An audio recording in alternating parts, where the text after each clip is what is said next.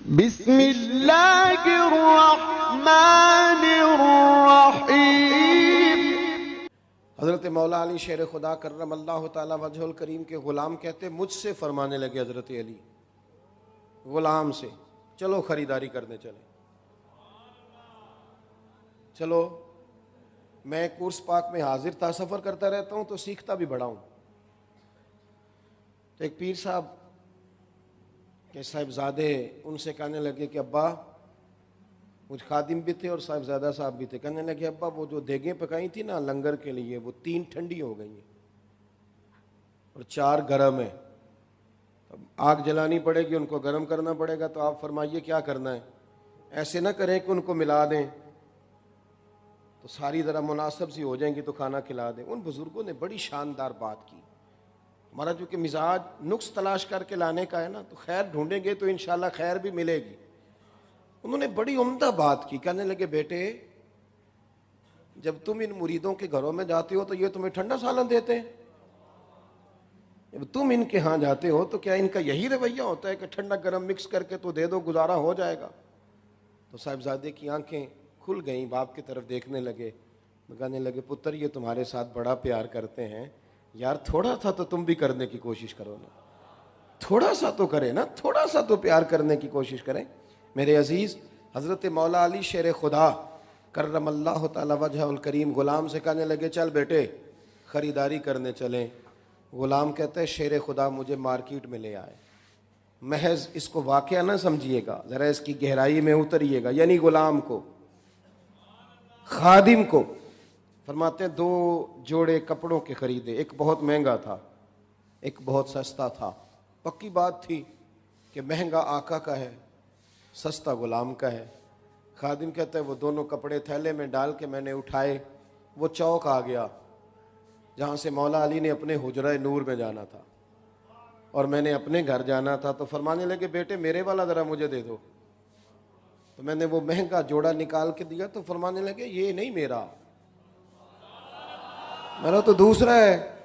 تو کہتا ہے میں نے ایک فلسفہ بیان کیا، ایک لاجک بیان کی، میں نے کہا حضور آپ مہنگا پہنے، آپ آقا ہیں، اور میں سستا پہنتا ہوں کیونکہ میں، تو حضرت علی عالم تھے نا، تو عالم دلیل کا جواب دلیل سے دیتا ہے، وہ دلیل کا جواب کبھی گالی سے نہیں دیتا، دلیل کا جواب دلیل سے۔ حضرت علی عالم تھے تو فوراً دلیل کو توڑا، فرمانے لگے بیٹے تو میرے والا فلسفہ بیان کرنا، اپنے والا نہ کر۔ وہ کہتے ہیں میں نے کہا حضور آپ کے والا کون سا ہے؟ تو فرمانے لگے بیٹے تو مجھے دینا سستا اور تو پہن مہنگا، میں سستا پہنوں گا اس لیے کہ میں بوڑھا ہوں اور آپ مہنگا پہنے اس لیے کہ آپ جوان ہیں۔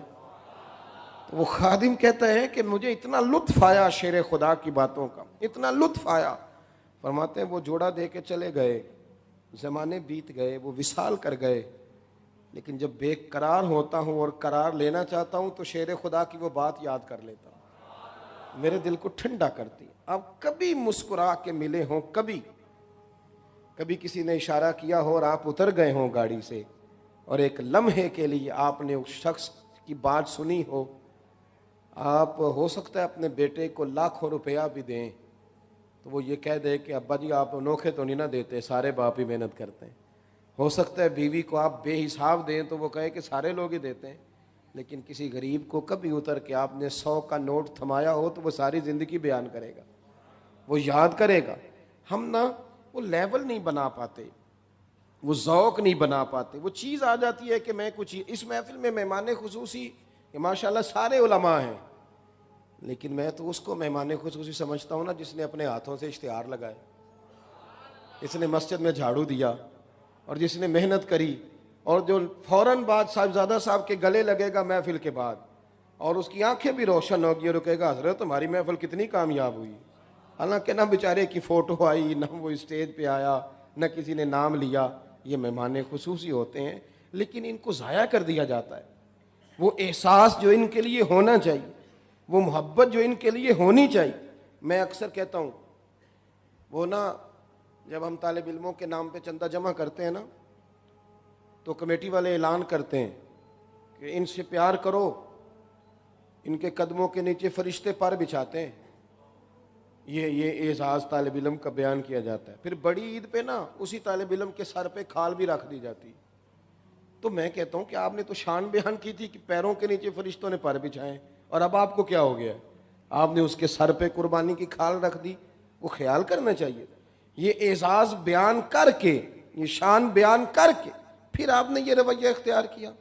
آپ نے کل نعرہ لگایا تھا کہ علماء ہمارے سر کے تاج ہیں، لیکن پھر آپ نے اپنے امام کے ساتھ یہ سلوک کیا کہ کہا حضرت یہ محلے کی میٹنگ ہے، آپ اس میں نہ بیٹھیں، یہ سیاسی بات ہے، آپ اس میں، یہ آپ نے اعزاز دیا سر کے تاج کو، یہ آپ نے پھر اس کو منصب دیا۔ یہاں آ کے پھر آپ نے اس کا اعزاز کیا کہ کوئی بات بھی کسی جگہ بھی مشاورت میں شامل کرنا مناسب نہ سمجھا۔ ہم نے بہت سارے لوگ ایسے تھے جن کی ہم نے اس انداز میں ان کو کاٹا۔ یہ علماء کے بچے کیوں نہیں تعلیم حاصل کر سکے، کیوں عالم نہیں بنے؟ ڈھیر سارے ایسے تھے جنہوں نے اپنے باپ کا حال دیکھا تھا، انہوں نے دیکھا تھا کہ رویہ کیا ہے، انہوں نے دیکھا تھا کہ اس بیچارے نے کمایا کچھ نہیں پر ساری زندگی سوالوں کے جواب ہی دیتا رہا، ساری زندگی۔ پیر صاحب ساری گاڑی بھر کے لے جائیں تو کوئی نہیں پوچھتا ذریعہ آمدن کیا ہے، لیکن اگر خطیب صاحب کہیں سے گاڑی خرید لیں تو میرا خیال ہے کہ سارے محلے کی ایجنسیاں تحقیق کرتی ہیں کہ آپ نے کہاں سے گاڑی لے لی، ہم تو آپ کو اتنی تنخواہ دیتے تھے کہ موٹر سائیکل کا پیٹرول بھی پورا نہ ہو سکے، نہ پوری گاڑی پہ گھوم رہے ہیں، سب وضاحتیں مانگتے ہیں۔ پھر اس سے جب حوصلہ شکنی ہوتی ہے پھر تکلیف ہوتی، تھوڑا تھوڑا پیار، تھوڑا تھوڑا گھل مل کے رہیں، تھوڑا ایک دوسرے کو دیکھیں، تھپکیاں دینے کا مزاج بنائیں، ذوق بنائیں، اس سے آپ کا دل ٹھنڈا ہوگا۔ اعلیٰ حضرت بریلوی رحمۃ اللہ علیہ کا ایک جملہ بڑا خوبصورت ہے، آپ فرمایا کرتے تھے بدلہ لینے سے تکلیف ہوتی ہے اور معاف کرنے سے اللہ سکون عطا فرما دیتا ہے۔ معاف کرنے سے اللہ، آپ لے لیں بدلہ، ان کا جواب پتھر سے دیں، لیکن پھر آپ کو خود بہت بے سکونی ہوگی، لیکن اگر آپ معاف کر دیں، تھوڑا تھوڑا دوسروں سے بھی پیار کریں، کسی اور کو بھی اعزاز دیں، کسی اور کو بھی قریب کریں۔ بات سمیٹنے کی طرف آ رہا ہوں۔ امام غزالی روایت لائیں، حضرت حذیفہ بن یمان رضی اللہ تعالیٰ عنہ فرماتے ہیں کہ میں محبوب کریم علیہ السلام کے ساتھ سفر کر رہا تھا، گرمی بڑی شدید تھی، سامنے نے ایک باغ نظر آیا اور باغ میں کنواں تھا، تو محبوب علیہ السلام فرمانے لگے کہ حذیفہ غسل نہ کر لیں؟ تو میں نے کہا حضور بڑی بات ہے کریں، تو سرکار کپڑوں سمیت غسل کرنے لگے تو میں چادر تان کے کھڑا ہو گیا، پھر بھی چادر تان۔ حضور کو نا ذرا لطف آیا، سخت گرمی میں ٹھنڈا پانی وجود پہ ڈالیں بڑا لطف دیتا ہے، ذرا لطف آیا۔ تھوڑا غسل کرنے کے بعد فرمانے لگے حذیفہ تھوڑا اور نہ نہا لوں؟ تو میں نے کہا حضور میرے تو نصیب جاگ گئے، خدمت کا موقع مل رہا ہے۔ فرماتے ہیں سرکار نے تھوڑا اور غسل کیا تو تھوڑی دیر کے بعد حضور فرمانے لگے بس۔ تو میں نے نا بڑے ادب سے، بڑے پریم سے، کیونکہ مجھے لطف آ رہا تھا نا نوکری کرنے میں، میں نے کہا حضور تھوڑا اور نہیں غسل کر لیتے؟ کہتے حضور نے تھوڑا اور غسل کیا۔ سرکار چھوڑنے لگے تو میں نے اب تیسری دفعہ عرض کی، میں نے کہا حضور ذرا نظر کرم فرمائیں، بڑی گرمی ہے اور میں آپ کے چہرہ نور پہ پسینہ دیکھ رہا، تھوڑا اور غسل کر لیں۔ کہتے سرکار بڑی تسلی سے نہائے، میں بڑا راضی تھا، میری خدمت قبول ہو گئی، لیکن جب فارغ ہوئے نا تو حضور فرمانے لگے چل اب تو بھی غسل کر۔ تو میں نے کہا نہیں حضور ٹھیک ہے۔ فرمایا تمہیں نہیں گرمی لگ رہی؟ ساتھ نہیں تھے تم بھی؟ حضور وہ تو ٹھیک ہے پر ہو گیا۔ فرمایا نہیں اب تم بھی نہاؤ گے۔ حضرت حذیفہ بن یمان کہتے ہیں میں نہانے لگا، لیکن لوگوں یہ رنگ میں نے عجیب دیکھا کہ جن کے دروازے پہ فرشتے نوکری کے لیے کھڑے رہے ہیں، اس شانوں والے محبوب نے چادر پکڑ لی اور تان لی۔ کہتے میں قربان ہو گیا۔ میں نے کہا حضور مہربانی فرمائیں۔ یا رسول اللہ صلی اللہ علیہ وسلم ایسے نہیں، حضور میں نہا لیتا ہوں۔ فرمایا تم نہیں پکڑے رہے تھے؟ میں نہیں پکڑ سکتا، نہاؤ۔ حضرت حذیفہ کہتے ہیں جلدی سے غسل کر کے میں فارغ ہوا، حضور مسکرائے، فرمایا نہیں تھوڑا اور نہاؤ، اب تنگی داماں پہ نہ جا اور بھی کچھ مانگ، ہے آج وہ مائل بہتا اور بھی کچھ مانگ، اور ایسا کوئی محبوب کہیں ہوگا نہ کہیں ہے، بیٹھا ہے چٹائی پہ مگر عرش نشیں ہے، ملتا نہیں کونین کو کیا کیا تیرے در سے، ایک لفظ نہیں ہے جو تیرے لب پہ نہیں ہے، اور نہاؤ۔ حضرت حذیفہ بن یمان کہتے ہیں میں تھوڑی دیر اور نہایا تو میں بس کرنے لگا تو محبوب کریم نے نا مجھے تھپکی دی۔ فرمایا حذیفہ تو کتنی دفعہ کہے گا بس اور میں کتنی دفعہ کہوں گا اور نہاؤ؟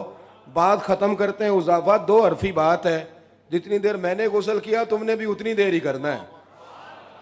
تم اتنی دیر کرو گے تو پھر بات بنے گی. حضرت حذیفہ بن یمان کہتے ہیں قربان جاؤں میرے محبوب کا غلاموں کے ساتھ یہ رویہ رہتا ہے.